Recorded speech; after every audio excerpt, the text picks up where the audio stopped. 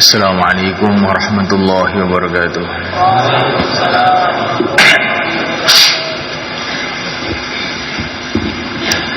Innal hamdalillah nasta'inuhu wa nastaghfiruhu wa nu'minu bihi wa natawakkalu 'alaihi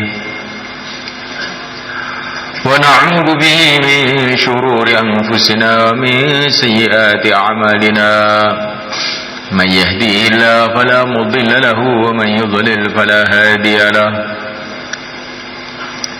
أشهد أن لا إله إلا الله وحده لا شريك له وأشهد أن سيدنا ومولانا محمدا عبده ورسوله اللهم صل وسلم وبارك عليه وعلى آله وأصحابه والتابعين لهم إلى يوم القيامة أما بعد. Hadirin dimuliakan Allah SWT, majelis kita ini adalah majelis usaha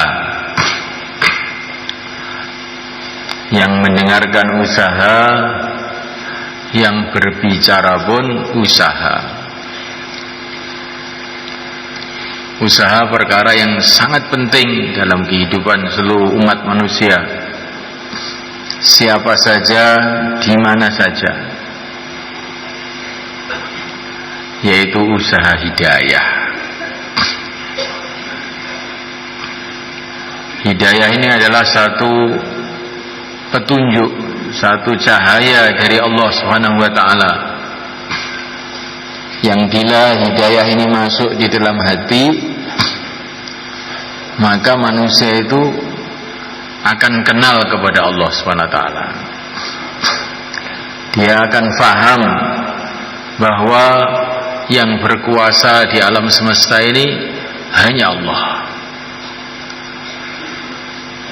Manusia tidak berkuasa, yang menciptakan manusialah yang berkuasa. Negara-negara tidak berkuasa, rakyat juga tidak berkuasa. Yang berkuasa adalah yang menciptakan negara-negara, yang menciptakan rakyat, Allah Subhanahu wa ta'ala. Manusia ini betul-betul tidak bisa apa-apa. Manusia ini tidak ada apa-apanya. Manusia ini tidak ada kalau tidak diadakan oleh Allah. Manusia ini tidak hidup kalau tidak dihidupkan oleh Allah. Manusia ini tidak bisa berpikir kalau dia tidak dikasih fikir oleh Allah. Manusia ini tidak bisa melihat kalau tidak dikasih penglihatan oleh Allah. Manusia betul-betul sangat berhajat kepada Allah dalam setiap waktu, dalam setiap detik. Kalau satu detik saja manusia tidak ditolong oleh Allah, maka manusia ini akan musnah. Kalau satu detik saja otak manusia tidak ditolong oleh Allah, maka dia akan menjadi gila. Satu detik saja tidak datang pertolongan Allah kepada telinga, maka telinga itu akan tuli. Satu detik saja tidak datang pertolongan Allah kepada jantung kita, jantung kita akan mandek. Satu detik saja tidak datang pertolongan Allah kepada keluarga kita, keluarga kita akan berantakan. Satu detik saja tidak datang pertolongan Allah kepada istri kita, nggak tahu jadinya. Bisa-bisa lari ke Korea, nggak bisa dicari lagi. Satu detik saja tidak datang pertolongan Allah kepada anak kita, maka anak kita akan teler di pinggir jalan. Satu detik saja tidak datang pertolongan Allah di sawah kita, nggak akan panen. Sudah panen tidak datang pertolongan Allah, nanti panennya tidak akan bermanfaat. Dimakan jadi penyakit, dikasihkan anak jadi nakal, dikasihkan istri jadi rewel kalau tidak ditolong oleh Allah SWT. Ini kalau hidayah masuk dalam hati orang itu paham begitu. Kalau hidayah belum masuk, perasaannya yang kuasa itu manusia, yang kuasa ini, yang kuasa itu, yang kuasa ini, yang kuasa itu. Sehingga kita ini hidup dalam kebingungan. Tapi kalau hidayah masuk dalam hati, oh, yang berkuasa cuma Allah, la ilaha illallah. Setiap saat ingat kepada Allah. Kalau orang itu belum dapat hidayat, maka dia akan berpikir, bagaimana mungkin orang kok disuruh ingat terus sama Allah itu bagaimana? Apa ya bisa? Tapi kalau sudah hidayah masuk dalam hati, pikiran itu berubah. Orang kok disuruh lupa kepada Allah itu apa ya bisa? Wong tiap detik berhajat kepada Allah, tiap waktu dilihat oleh Allah, didengar oleh Allah, makan dari rizki Allah, minum dari minuman yang Allah ciptakan, tinggal di bumi Allah, di bawah kolong langit Allah. Kok suruh lupa kepada Allah itu apa ya bisa? Ini kalau hidayah masuk. Kalau hidayah belum masuk, orang kok suruh ingat terus sama Allah apa ya bisa? Nah, oh wali ya. Nah, ini hidayah tidak masuk. Kalau hidayah itu masuk di dalam hati semulaikan, maka tidak ada yang lebih menggembirakan melebihi mengamalkan perintah Allah, dan tidak ada yang lebih menyusahkan melebihi maksiat kepada Allah. Orang itu kalau sudah dapat hidayat merasa bahwa maksiat itu lebih bahaya dari segala racun, lebih berbahaya dari segala yang berbahaya, karena ini bisa mendatangkan murka Allah. Dan kalau hidayah itu masuk dalam hati, orang akan punya keyakinan mengamalkan perintah Allah itulah yang paling menguntungkan, paling menguntungkan, paling menyelamatkan, paling membahagiakan. Itu kalau hidayah masuk di dalam hati. Nah, melainkan Allah SWT, kalau hidayah itu masuk di dalam hati, orang itu akan faham Allah Maha Kuasa, Allah betul-betul Maha Agung, tidak bisa dibayangkan oleh otak manusia. Bagaimana otak yang 1 liter bisa membayangkan Tuhan pencipta alam semesta ini, yang telah menciptakan alam semesta ini dengan kun, jadilah maka jadi. Bentuknya alam ini saja kita ini tidak bisa menggambarkan. Bentuknya alam semesta ini apa bunder, apa persegi 4, apa persegi panjang, batasnya di mana, otak kita nggak sampai. Apalagi kok batasnya alam, jumlahnya alam semesta ini kita ini membayangkan saja nggak bisa. Berapa jumlahnya bulan? 1, itu yang kamu tahu. Banyak yang sana itu. Nah, berapa jumlahnya bintang-bintang yang ada di langit? Nggak ada yang tahu. Kalaupun tahu itu namanya Abu Nawas. Nah, berapa jumlahnya Abu Nawas bintang-bintang yang ada di langit? Kamu tahu apa enggak? Tahu. Jumlahnya sama dengan rambut kepala kamu itu. Hitung sendiri. Nanti kalau sudah hitung laporan sama saya. Itulah jumlahnya bintang-bintang yang ada di langit. Katanya Abu Nawas. Maknanya ini tidak ada orang yang bisa ngitung. Sampai ahli-ahli antariksa, ahli-ahli teropong-teropong gede, nggak bisa. Apalagi kalau ngitung, memperkirakan saja tidak bisa. Ini semua ciptaan Allah. Dari kun jadilah maka jadi. Maka keagungan Allah Subhanahu Wa Taala itu betul-betul tidak bisa dibayangkan oleh otak manusia. Ini kalau orang dapat hidayah. Maka kata para ulama, Allah itu tidak di atas, tidak di bawah. Allah lah yang menciptakan atas, yang menciptakan bawah. Allah tidak di bumi, tidak di langit. Allah lah yang menciptakan bumi, menciptakan langit. Allah tidak berhajat dengan apa saja, tidak berhajat dengan zaman, tidak berhajat dengan tempat. Dialah yang menciptakan segala tempat. Subhanallah, maha suci Allah, maha agung Allah, betul-betul tidak bisa diukur oleh otak manusia. Ini kalau orang dapat hidayah, sehingga kalau mendengar asma Allah disebut Allahu Akbar, hatinya gemetar, ketakutan. Ini kalau hidayah masuk dalam hati. Nah, malaikat Allah Ta'ala, bagaimana kalau sekarang itu dibisikkan ke telinga kita, itu Pak Presiden ada di belakang kamu, pasti kita akan terkejut. Nah, Presiden, iya Presiden ya, di belakang kamu itu. Nah, malaikat Allah Ta'ala, kalau kita dikasih tahu itu belakang kamu ular, terkejut nggak kira-kira? Terkejut. Kalau dikasih tahu harimau di depan itu, kita akan terkejut.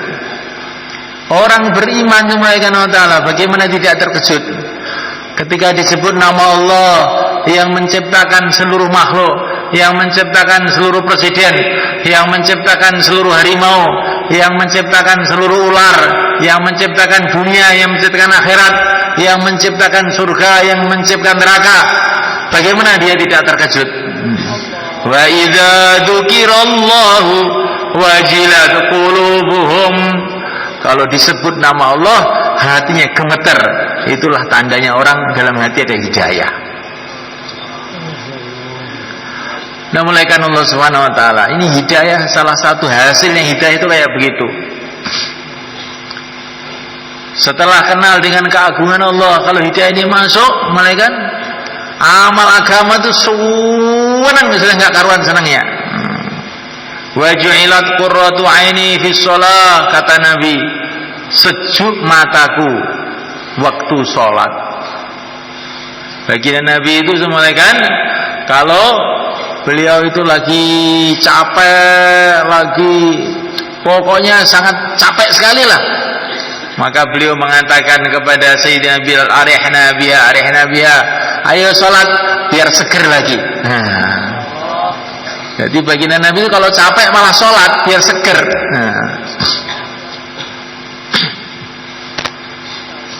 Ini orang yang tahu keagungan Allah SWT, keagungan agama Allah SWT.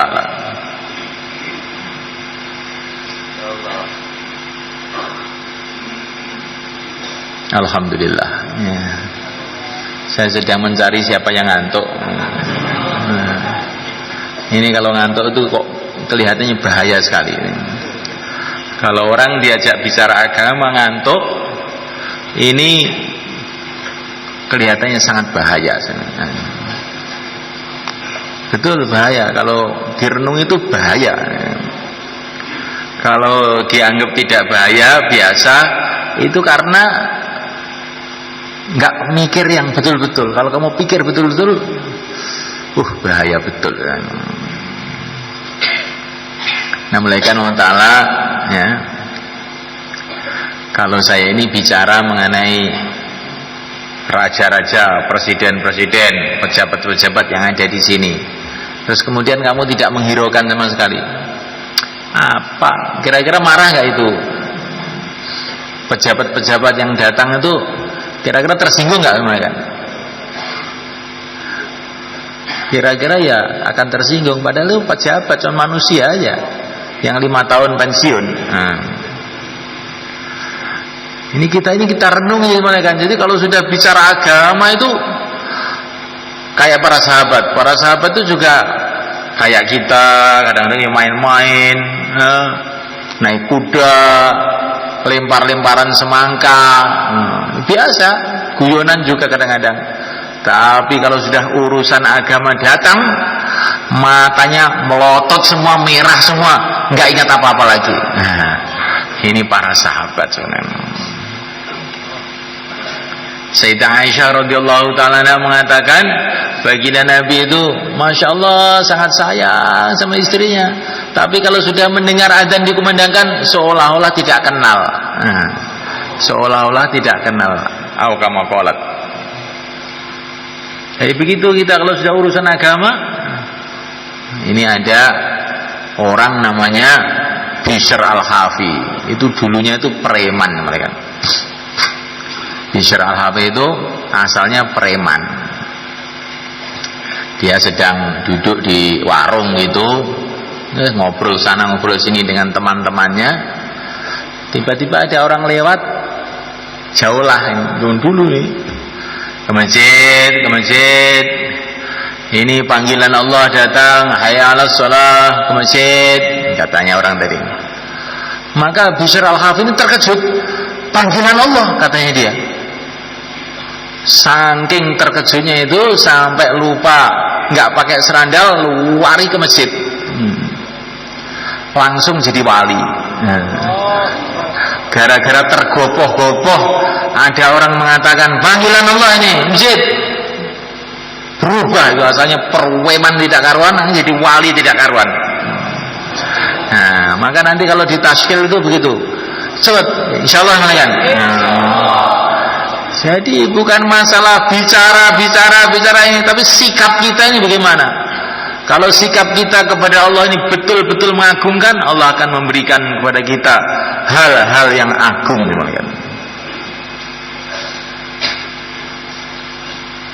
Insyaallah kan? Nah, itu caranya.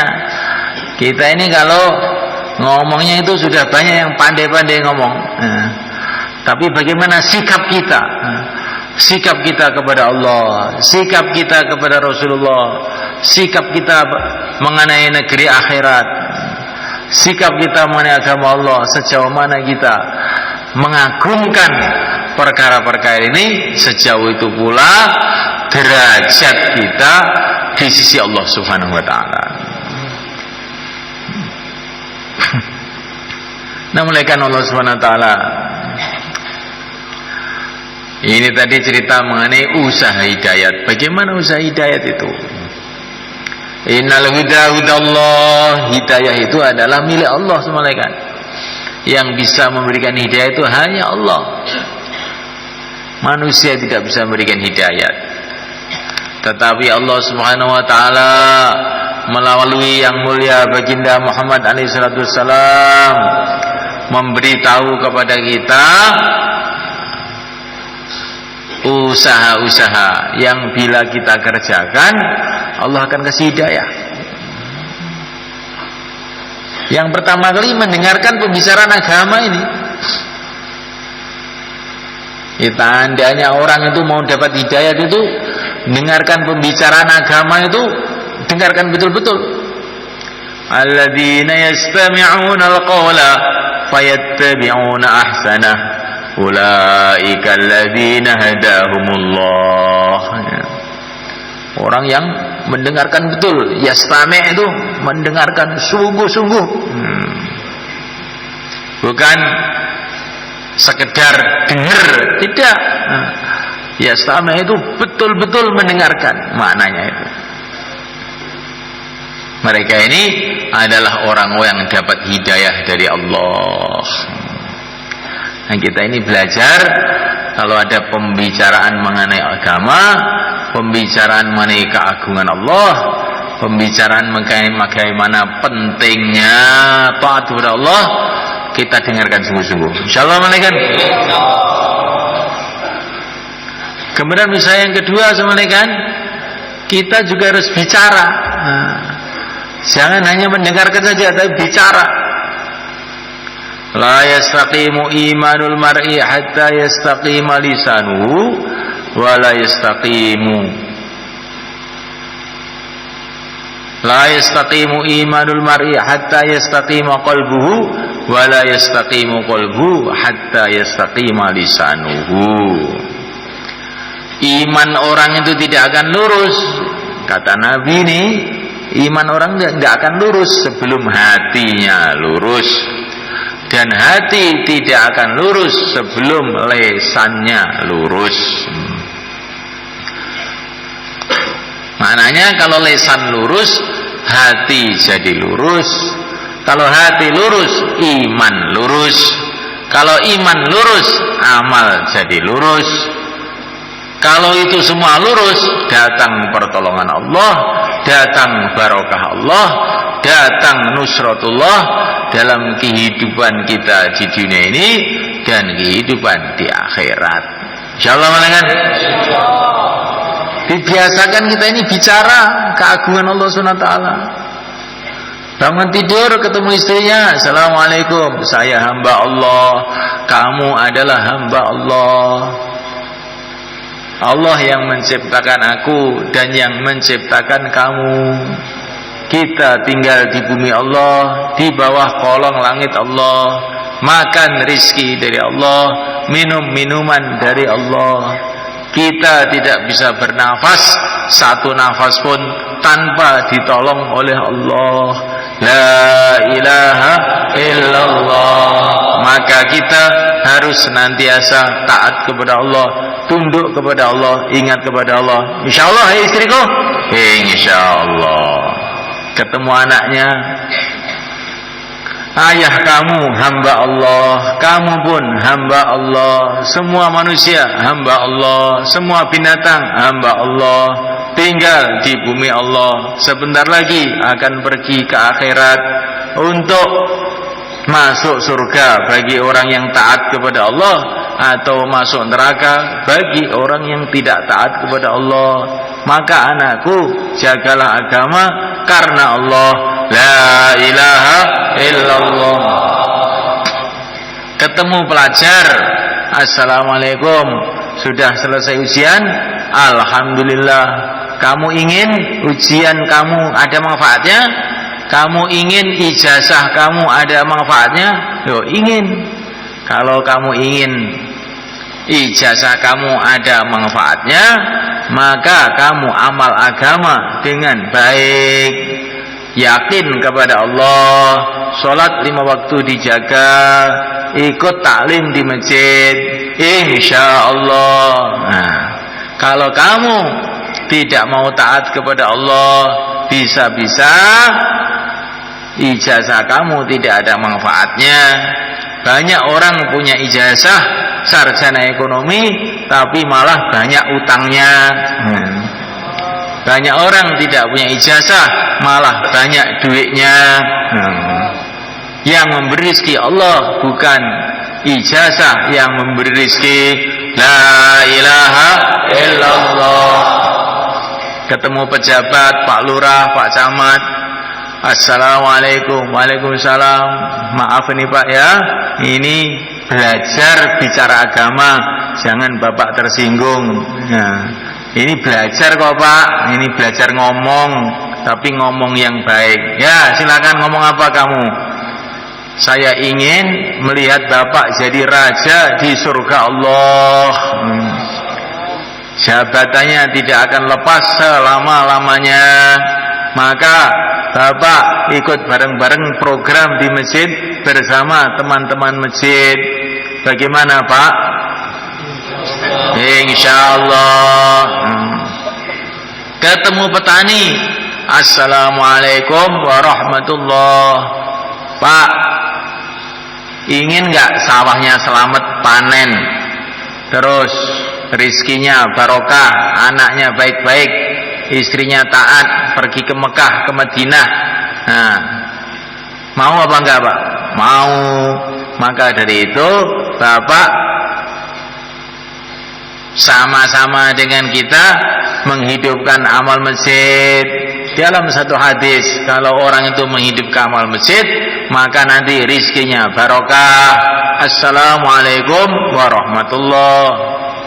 Ketemu siapa lagi? Ketemu orang tua, assalamualaikum warahmatullah. Mbah, kelihatannya di dunia tidak lama. Nah,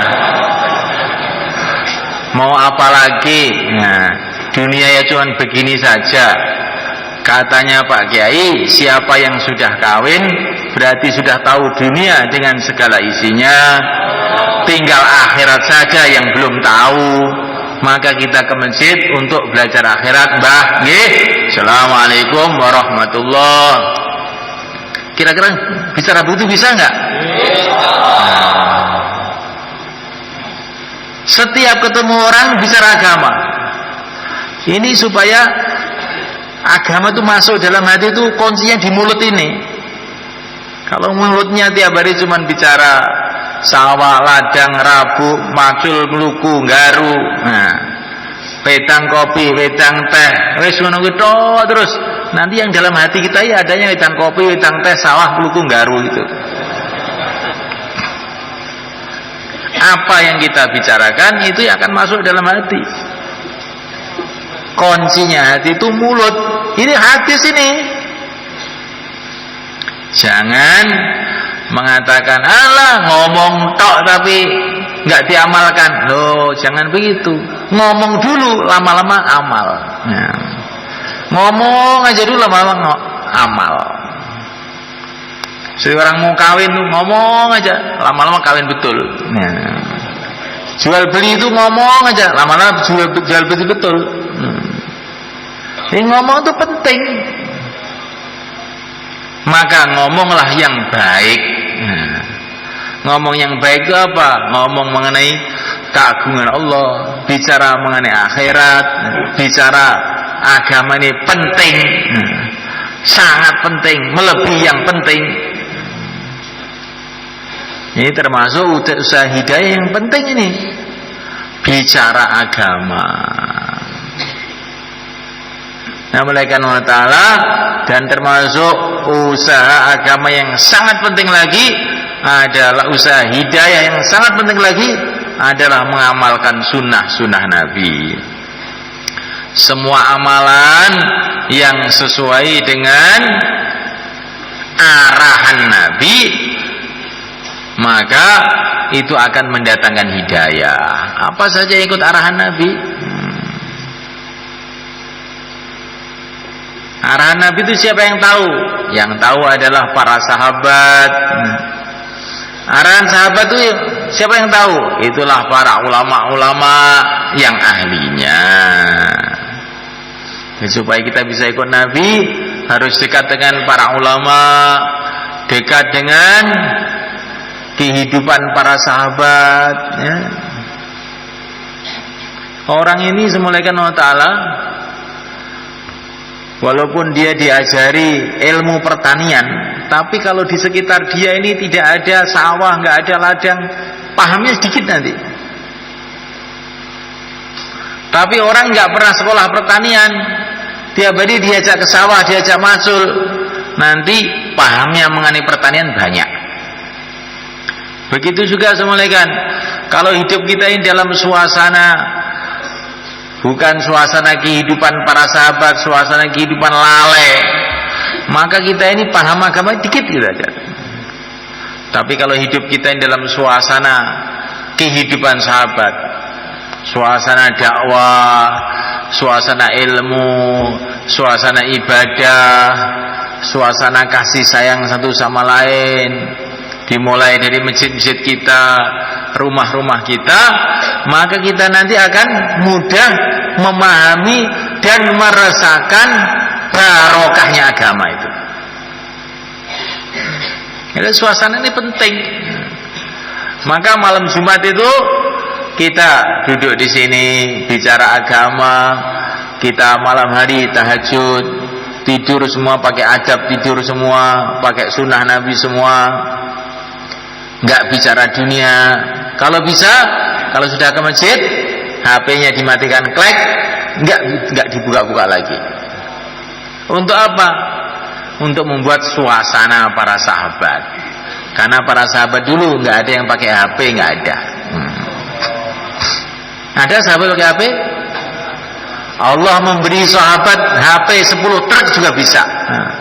Allah Maha Kuasa yang menciptakan segala-galanya. Tapi para sahabat tidak dikasih HP, menunjukkan HP itu tidak baik. Betul nggak semuanya?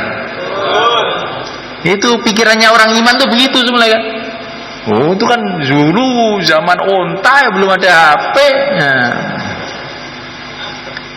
belum ada HP, tapi Allah kan ada. Allah bisa memberikan itu semuanya. Dulu zaman belum ada pesawat terbang, belum ada ini, Tapi Rasulullah naik ke langit, ya Allah kuasa menaikkan Rasulullah ke langit Isra Mi'raj.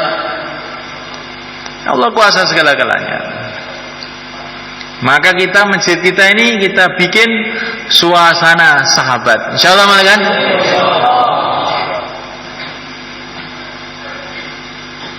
Habis sholat tasbih. Ini masuk sunnah ini para sahabat dulu. Baca tasbih, subhanallah, subhanallah, subhanallah. Habis sholat taktek. Opoy. Bagaimana iman bisa naik gitu? Itu suasana Eropa, suasana orang lalai kamu bawa ke masjid. Ini tidak mengharamkan loh sebenarnya kan, tapi itu sangat tidak baik bagi orang yang ingin imannya itu meningkat. Kita ini kan ke masjid ini supaya imannya meningkat, supaya hidayah itu tambah, hati kita tambah bercahaya, tambah dekat kepada Allah, tambah dekat kepada Rasulullah. Itu mau kita kerang-kering bagaimana ini mereka? Ini tambah jauh aja kelihatannya ini. Kelihatannya loh, ini kenyataannya begitu itu emang ya. Betul mereka. Allah Subhanahu wa ta'ala itu sangat dekat kepada kita. Wa idza salaka ibadi anni fa inni qarib. Allah itu sangat dekat dengan kita. Tapi yang membuat jauh itu apa? Kita ini lalai kepada Allah. Termasuk yang bikin lalai ya radio, koran, televisi, majalah, HP, ngobrol dan sebagainya itu yang bikin lalai. Jadi Allah itu sangat dekat, tapi karena kita ini lalai jadinya terasa jauh. Maka apa saja yang membuat kita lalai kita tinggalkan. Insyaallah kan? Minimalnya setiap di masjid lah, minimalnya. Kalau di masjid pun kita juga lalai juga. Bagaimana amal masjid kita bawa keluar masjid?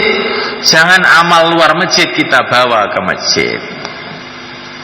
Habis sholat di masjid, la ilaha illallah wahdahu la syarikalah, lahul mulku wa lahul hamdu wa huwa ala kulli syai'in qadir.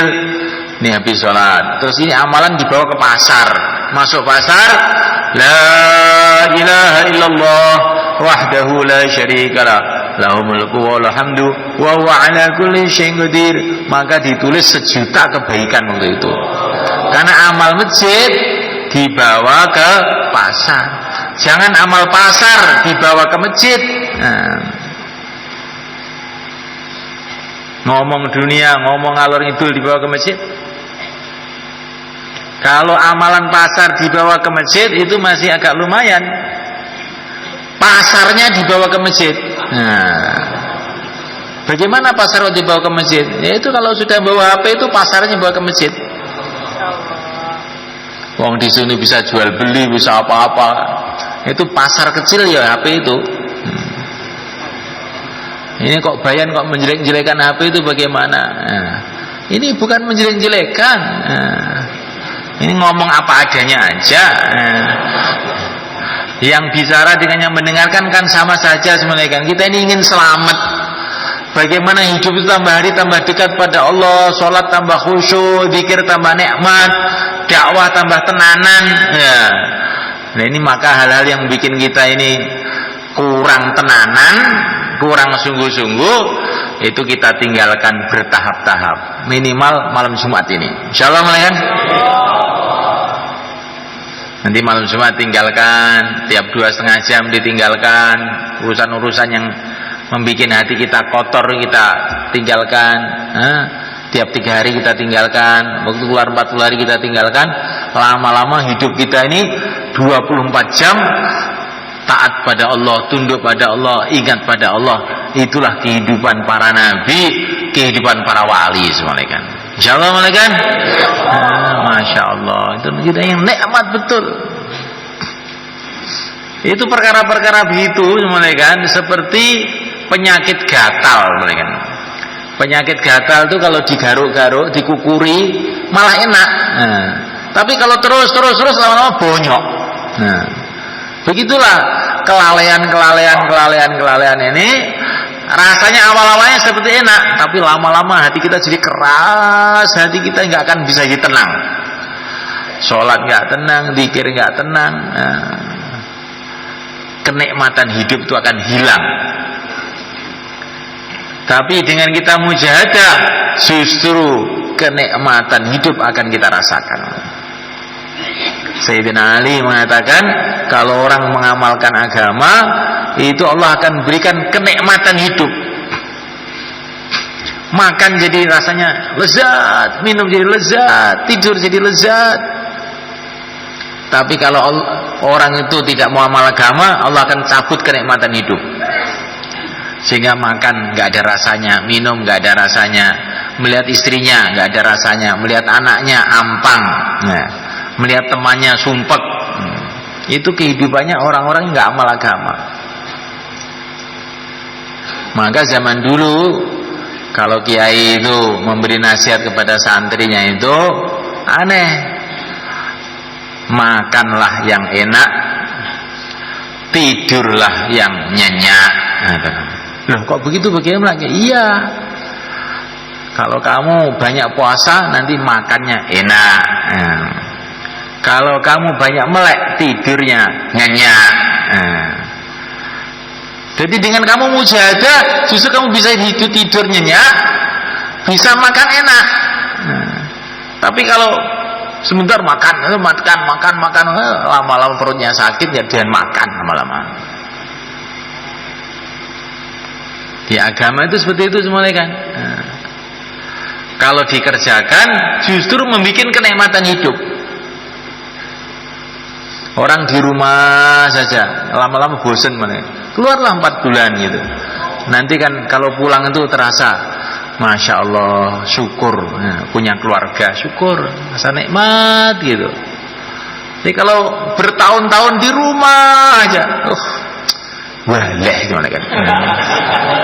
Waleh. Dunia itu malai. Dunia itu membosankan. Betul ini. Agama inilah yang mendatangkan kenikmatan hati. Nah, melainkan Allah Ta'ala, maka orang Jepang itu katanya duitnya banyak, teknologinya tinggi, tapi di seluruh dunia yang paling banyak bunuh diri orang Jepang. Saya pernah dapat cerita dari Karkun Jepang itu, di DPR-nya Jepang itu pernah ada pembicaraan. Ini kok orang Jepang ini kok pada bunuh diri di mana-mana, beribu-ribu orang.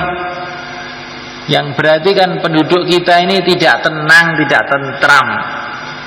Apa solusinya? Apa jalan keluarnya?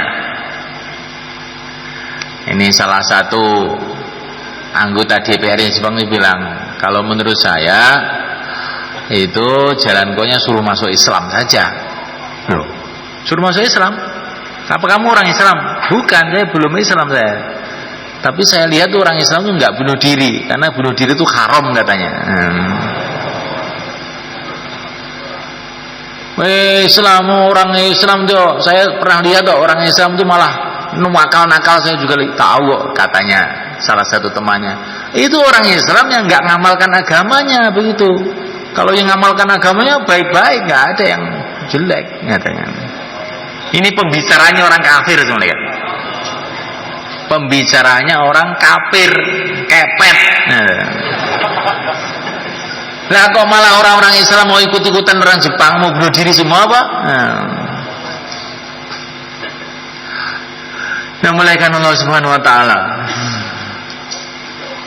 Ini usaha hidayah, sunnah-sunnah Nabi dikerjakan, amalan-amalan para sahabat dikerjakan, amalan para ulama-ulama yang soleh dikerjakan. Karena kita diperintah oleh Nabi, ikut sahabat. Diperintahkan oleh Nabi, bahkan diperintahkan dalam Quran, ikut orang-orang yang dekat kepada Allah. Wattabi' sabila man anaba ilayya, ikutilah jalan orang-orang yang inaba, yang ahli ibadah, ikuti itu dia. Quran ini. Maka jangan kita ikut-ikutan kehidupan orang yang tidak beragama, kehidupan orang kafir, kehidupan orang lalai. Nanti kita ini kalau jadi lalai malah celaka semuanya. Sauntung-untunge wong lali, untung wong eling, jarene Sunan Kalijaga ya. Sauntung-untunge wong lali, untung wong sing eling. Nah, malaikat Allah Ta'ala, dan di antara usaha hidayah adalah doa. Sebaik-baiknya doa dalam sholat. Ihdinas siratal mustaqim, ya Allah berikanlah hidayat kepada kita semua jalan yang lurus. Paling sedikit sehari semalam 17 kali doa untuk diri kita dan doa untuk umat. Ihdina, ya Allah tunjukilah kita semua ya Allah jalan yang lurus. Siratal ladzina an'amta alaihim, jalannya orang-orang yang telah Engkau beri nikmat. Maksudnya para nabi, para siddiqin, para syuhada, para solehin, para nabi. Jadi kita ini doa tiap sholat supaya hidup kita itu mengikuti jalan hidupnya para nabi. Di antara ciri khas kehidupan para nabi, tiap hari mikir umat, tiap saat mikir umat, ummati. Wasiddiqin, jalannya orang-orang siddiqin, orang-orang yang betul-betul mantap imannya itu. Seperti Sayyidina Abu Bakar As-Siddiq radhiyallahu ta'ala anhu. Bukan iman tapi oglek-oglek, bingungan. Ada masa sedikit sudah bingung. Ini bukan siddiq namanya. Kalau siddiq itu mantap, enggak pernah bingung lagi. Wasyhada, orang-orang syahid siap mati untuk berjuang. Wassalihin, orang-orang soleh. Orang-orang soleh itu bagaimana? Orang yang seluruh kehidupannya mengikuti aturan dan orang soleh, aturan agama. Pertanyaannya mengikuti aturan agama, perdagangannya tidak riba, mengikuti aturan agama, keluarganya mengikuti aturan agama. Semua ikut aturan agama, ini orang soleh. Ini doa hidayah. Jadi seumpama kita ini sholat tuh kita rasakan betul. Ya Allah, ihdinas siratal mustaqim. Ya Allah tunjukkan kami jalan yang lurus, jalannya para nabi. Insya Allah habis sholat tuh dakwahnya meningkat. Habis sholat amalannya akan meningkat. Maka itulah dikatakan innas sholata tanha 'anil fahsya'i wal munkar. Sholat itu akan menjauhkan kita dari yang jelek-jelek semuanya. Cuman masalah kita sekarang ini sholat itu lawe. Qad qamatis shalah. Apa lagi? Ngerti-ngerti salam, orang ngerti rekaate, orang ngerti wacane. Maka bagaimana sholat seperti ini akan merubah kehidupan kita? Ihdinas siratal mustaqim. Betul kita rasakan kehidupan para nabi, para rasul, kehidupan Rasulullah, kehidupan para sahabat, kehidupan para wali-wali Allah. Ya Allah, tolonglah saya, berikanlah hidayah saya sehingga saya itu hidup mengikuti jalan hidup mereka ya Allah. Nah, dalam hati begitu, jangan bahasa Indonesia, nggak boleh ya. Dalam sholat tuh rasakan begitu. Ihdinas siratal mustaqim. Nanti dalam sholat sunnah diulang-ulang sampai terasa. Ihdinas siratal mustaqim. Ihdinas siratal mustaqim 1000 kali sampai terasa. Kadang-kadang Rasulullah SAW itu dalam sholat sunnah satu ayat itu diulang-ulang berkali-kali. Kadang-kadang sampai semalam suntuk. In tu'adzibhum fa innahum ibaduk wa in taghfir lahum fa innaka antal azizul hakim. diulang-ulang dalam sholat Nabi itu sampai semalam suntuk soalnya, sambil nangis. Nah kita harus begitu. Nanti malam tahajud, ihdinas siratal mustaqim, ihdinas siratal mustaqim, ihdinas siratal mustaqim, siratal ladzina an'amta 'alaihim ghairil maghdubi 'alaihim waladdallin. Ihdinas siratal mustaqim, ihdinas siratal mustaqim. Diulang-ulang sampai terasa. Kalau belum terasa jangan berhenti. Nanti lama-lama terus terasa terus. Tapi kalau kita ini biasa lalai, ya jadi ndablek terus. Kalau tanah sudah kulino ndablek, akhirnya ya terus ndablek terus. 60 tahun kita sholat nggak pernah ingat. Ngerti nih? Cuman waktu niat usolli waktu duhri Allah Akbar. Itu tak kelingane. Ngerti-ngerti salam, ngerti-ngerti salam. Nah ini semulaikan Allah Ta'ala kita latih kita. Ini doa yang terbesar. Ini doa yang terbesar, yaitu doa hidayah. Doa yang lain-lain juga bagus kita ucapkan, tapi doa yang terbesar ini jangan sampai kita lupa atau lalai. Innallaha la yaqbalu du'a min qalbin ghafil. Dalam satu hadis dikatakan Allah tidak akan menerima doa dari hati yang lalai. Hati yang lalai doanya nggak makbul. Nah, malaikat Allah Ta'ala, dan diantara asbab hidayah yang penting malaikat adalah taklim. Karena taklim itu berarti kita ini dinasihati oleh langsung pencipta alam semesta, dinasihati oleh Nabi, dinasihati oleh para sahabat, dinasihati oleh para ulama. Maka taklim ini perlu kita baca di rumah kita, di masjid kita, insyaallah malaikat. Dan di antara asbab hidayah yang penting malaikat adalah zikrullah wa yahdi ilaihi man anab alladzina amanu wa tatma'innu qulubuhum li dzikrillah ala bi dzikrillah tatma'innul qulub. Allah akan memberikan hidayah kepada orang ahli zikir, kan? Ahli zikir ini penting.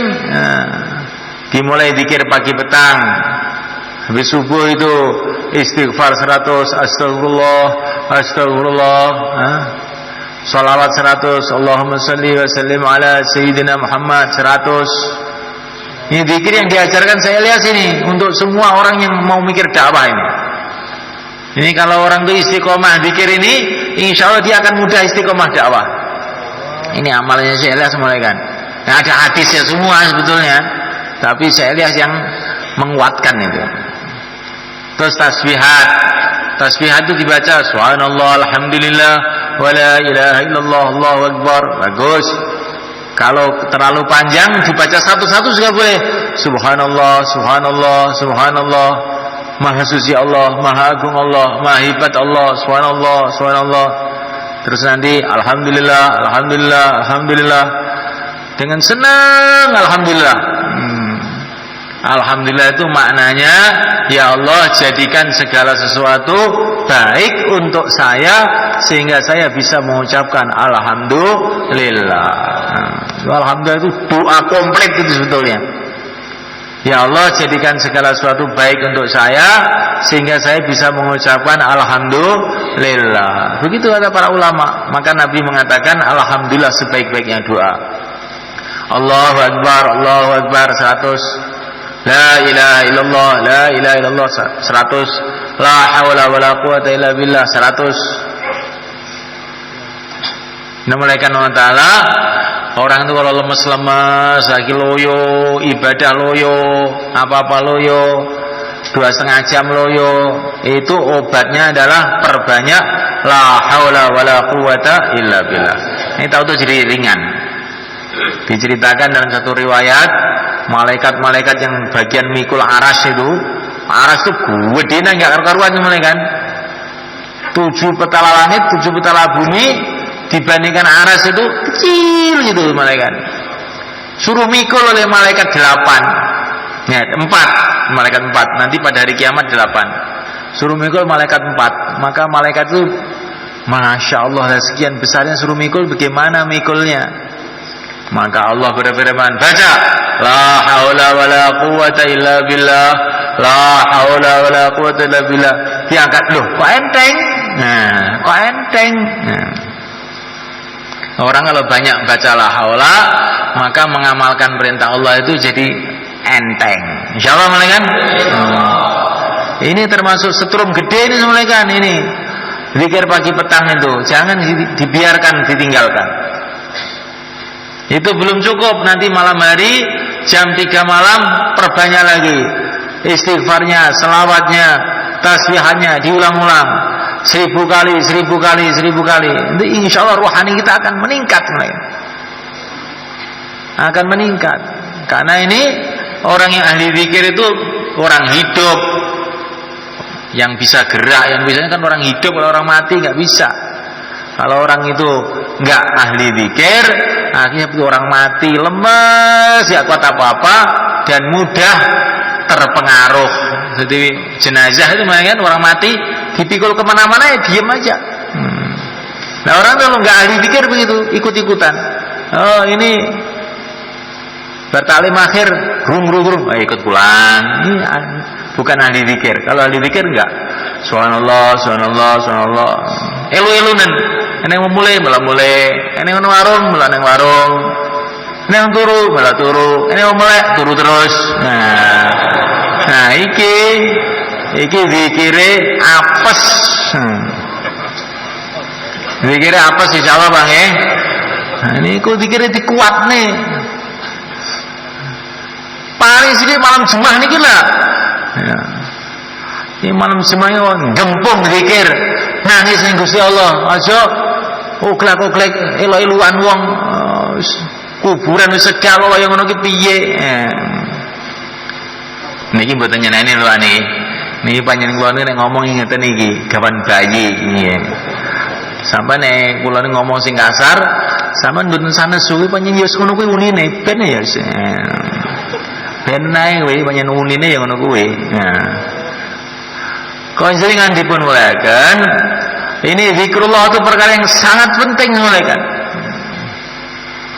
Tanpa zikrullah kita tidak akan bisa amal dengan sebaik-baiknya. Amal apa saja tanpa zikir bukan amal, itu gerakan-gerakan kosong. Amal apa saja. Nah.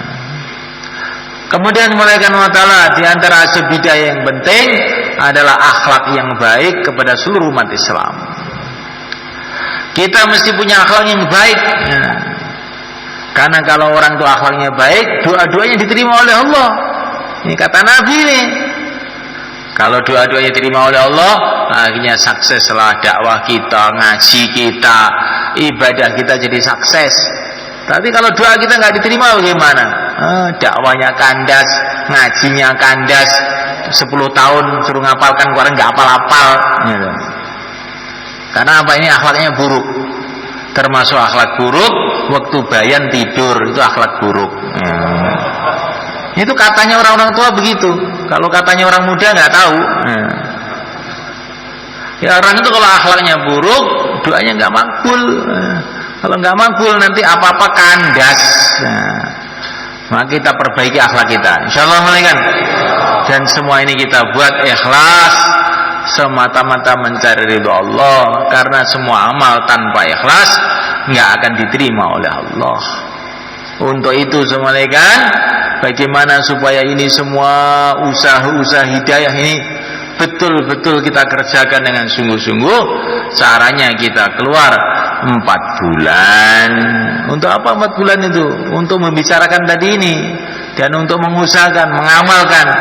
Bukannya dibicarakan tapi di kenyataan dalam kehidupan kita ini, sehingga hidayah tambah hari tambah besar dalam hati kita, cahaya tambah terang dalam hati kita, sehingga kita di dunia ini para sahabat itu mulai kan tingkatannya itu kan diceritakan dalam beberapa riwayat. Para sahabat di dunia seolah-olah melihat akhirat sudah. Anas radhiyallahu ta'ala, Anas bin Nadir radhiyallahu ta'ala anhu, beliau mengatakan, sungguh aku telah membau bau surga di dekat gunung Uhud. Jadi di dunia, tapi saking hidayah itu betul-betul besar dalam hati para sahabat itu, sehingga di dunia bisa membau baunya surga. Di dunia sudah membau baunya surga. Beribadah seolah-olah melihat kepada Allah yang tidak bisa dibayangkan, sehingga ibadah begitu nikmat para sahabat itu, sholat semalam-malam suntuk, puasa itu begitu nikmat, masya Allah. Dan ini semula kan, kalau kita keluar sekarang, ini besok Sabtu itu sudah Rajab. Rajab itu termasuk bulan yang mulia di antara 12 bulan, itu termasuk bulan mulia, bulan Rajab, termasuk Ashhurul Hurum, di mana amalan-amalan akan dilipat gandakan. Terus setelah Rajab kita dapat bulan Sya'ban, Ruwah. Nabi mengatakan amalan-amalan manusia ini akan dilaporkan kepada Allah tiap tahunan, tiap bulan Sya'ban. Jadi amalan kita ini dilaporkan kepada Allah bulan Sya'ban tahunan. Ada laporan harian, pagi petang dilaporkan kepada Allah.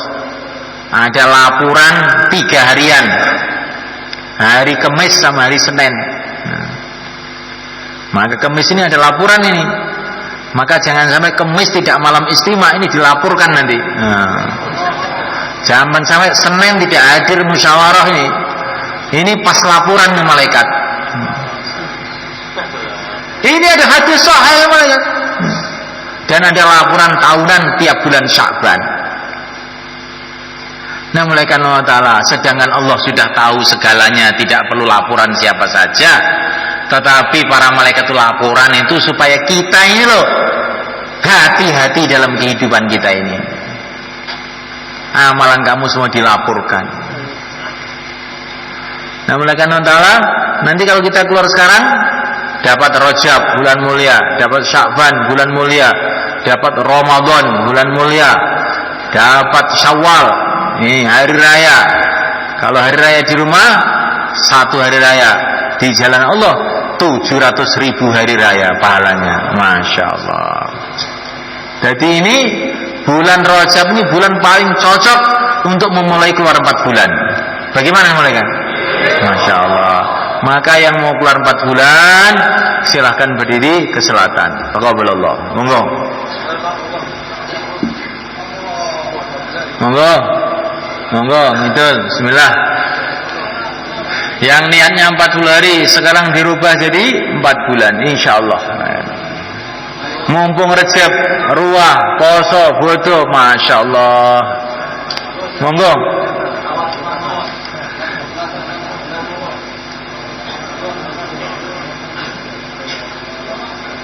Walaupun hatinya belum niat, berdiri aja semuanya kan, sambil jalan nanti niat. Berdiri aja, bismillah, udah. Berdiri aja, sambil niat, jalan. Jalan sambil niat, 4 bulan, bismillah.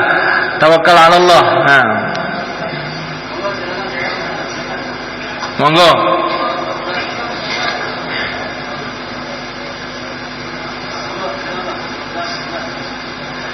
Begitu juga yang 40 hari. Taqabbalallah. Bismillah. 40 hari ini semua aja, enggak apa-apa. Bismillah. Monggo. Monggo nang mangkat saiki mawon ngindang mulai. Monggo. Nang mangkat saiki mawon. Bismillah. 40 hari. 40 hari berdiri.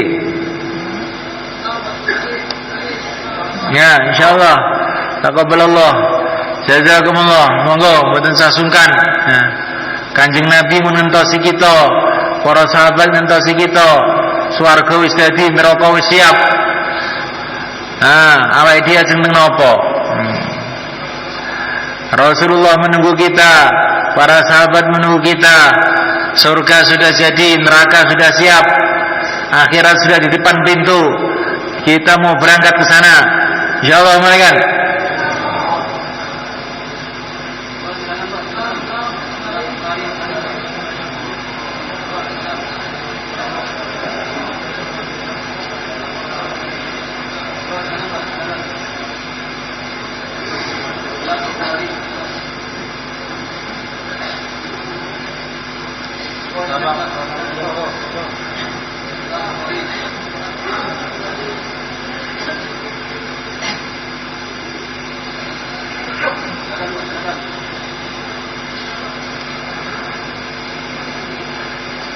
tambah masa, sisa masa, silakan makan. Yang mau keluar besok berapa hari saja silakan berdiri ke selatan. Taqabbalallah. Yang mau keluar besok tambah masa, sisa masa, monggo 4 bulan 40 hari. Berapa hari saja, monggo pati. Nah. Pelajar-pelajar, nah silakan. Mahasiswa, semua yang mau ke akhirat kita persiapan semuanya, insyaallah menekan.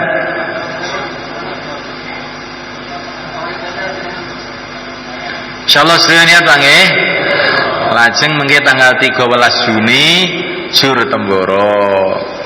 Tanggal 22 Juni Istimak Jawa Timur. Mun kantun sampean milih mawon napa 13 Juni napa 22 Juni mangkate. Insyaallah Bang nggih. Sampeyan kabari anak sampean, istri sampean, kanca-kanca sedaya umat Islam diatur rawuh mengke teng mriki tanggal 13 Juni utawi tanggal 21. Angge mikirne ben umat Islam niki balik mulya malih kados rumiyin-rumiyine. Insyaallah Bang nggih. Saniki tiga-tiga sekawan-sekawan semayanan sok kapan ta awake dhewe iki nang bergerak berjuang kaya wong-wong biyen iki kapan ning ngrungokne wis akeh arek mangkate saiki. Monggo tiga-tiga sekawan-sekawan monggo. Tiga-tiga sekawan-sekawan. Nah, semayanan semayanan nggih. Sing napa nek sing medal. Monggo.